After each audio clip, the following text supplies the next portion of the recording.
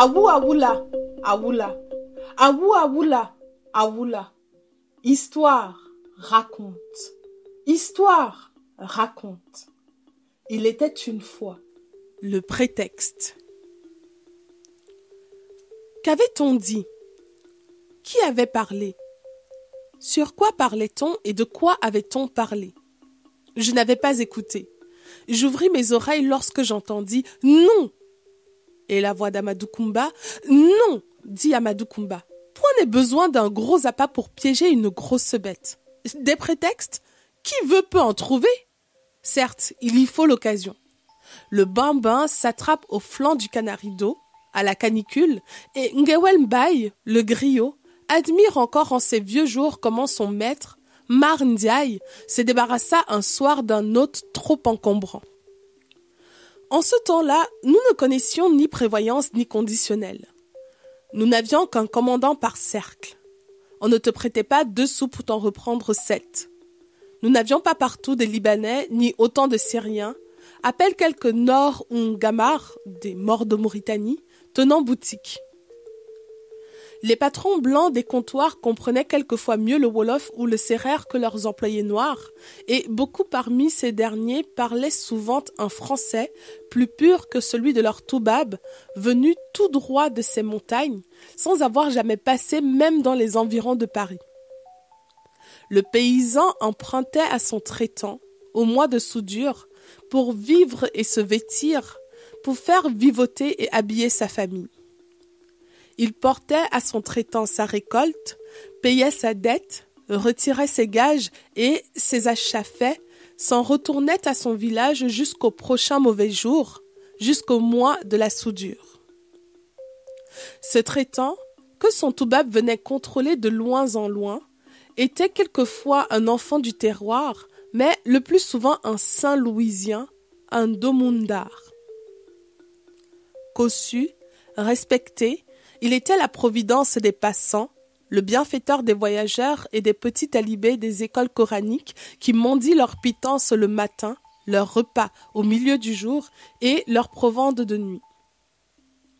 Le plus réputé des traitants du Baol était Mar Ndiaye, venu de Saint-Louis aux premières années où le chemin de fer traversait le Ndiander, Djeridjor le Vaillant ayant disparu. Il n'était pas un Baol qui ne connut de nom sa loyauté en affaires, sa générosité envers les miskines, les pauvres, et son affabilité envers tout le monde. Son hospitalité était renommée dans tout le Baol, dans le Cayor du Oualo au Siné Saloum. C'est pourquoi Serine Fall décida un jour de lui faire visite et partit de Tivaouane vers Ndienen. Serine Fall était de ces éternels talibés gravitant de loin autour de nos vrais marabouts, de nos grands marabouts. Ne connaissant ni Kalan ni Kassiran, presque souvent guère plus de 5 ou 7 sourates en plus de la Fatiha, abondamment nourris de bida, ils se disent à leur tour marabouts auprès du profane crédule et, sans bûcher ni tailler, veulent vivre et mener grand train, payant le gîte et la vêture, le boire et le manger en prière. En prière marmonnée inintelligiblement, et pour cause, et en salive copieusement aspergée sur les mains tendues des grandes personnes et sur le crâne tondu et teigneux des enfants. Nous les appelions petits sérignes, vous les qualifiez maintenant de grands feignants.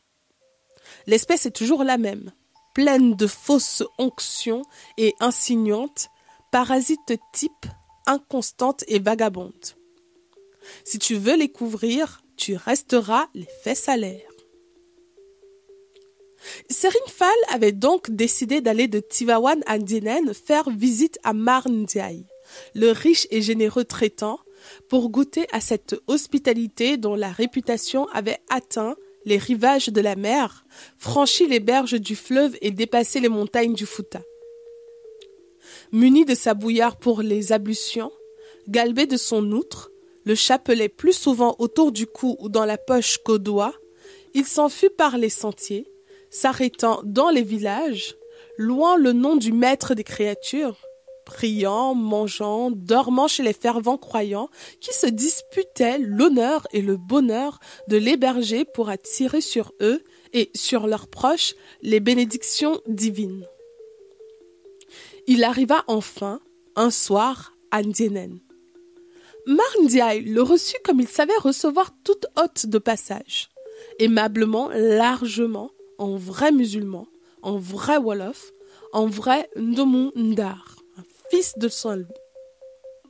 Chaque jour, on égorgeait un mouton, on tuait poulets et canards, on confectionnait mayonnaise et crème et toutes sortes de bonnes choses en son honneur, et pour le mieux-être de son ventre déshabitué cependant, depuis très peu de temps seulement, du couscous mboum à l'oseille et au niébé.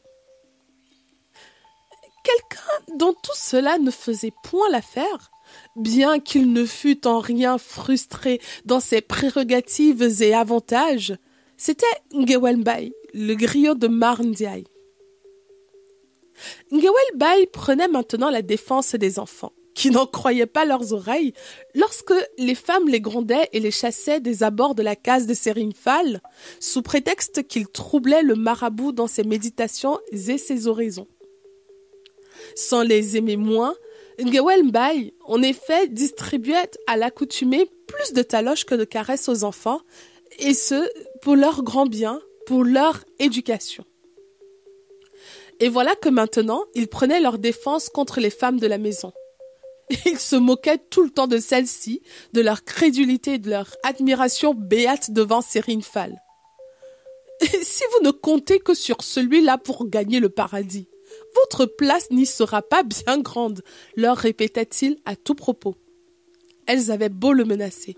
« Hey, Ngewel Mbaye, attends que Dieu t'attrape. Vous me laisserez m'expliquer tout seul avec lui, que personne ne vienne nous séparer. Il n'est pas aussi naïf que vous, le Créateur. »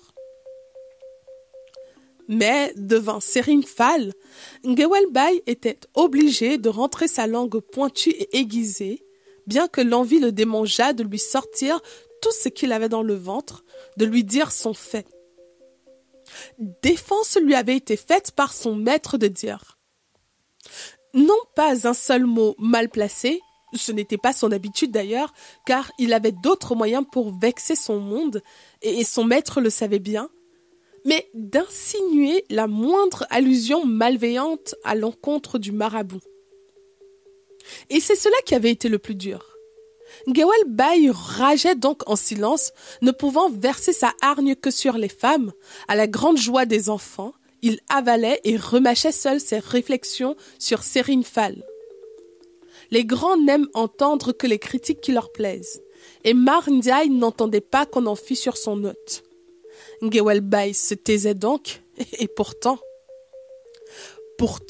Serigne Fall, dont l'éducation n'était pas plus solide que l'instruction, qui était des plus rudimentaires, l'encre de sa tablette n'ayant jamais séché, Serigne Fall ne savait même pas se tenir comme il sied autour du plat commun, ni manger convenablement.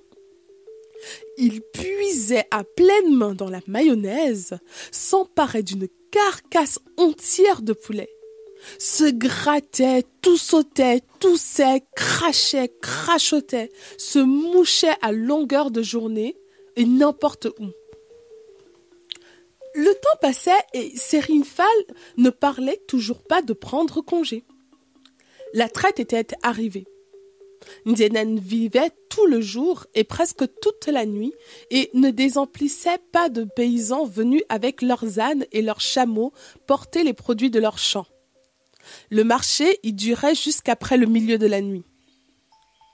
S'étant sans doute trop ennuyé ce jour-là d'avoir trop entendu parler de mil et d'arachides, discuter poids et bascules, Serigne Fall, après le repas du soir, un couscous à 2 sauces noyé pour terminer de lait frais et mousseux, s'en était allé vers le marché.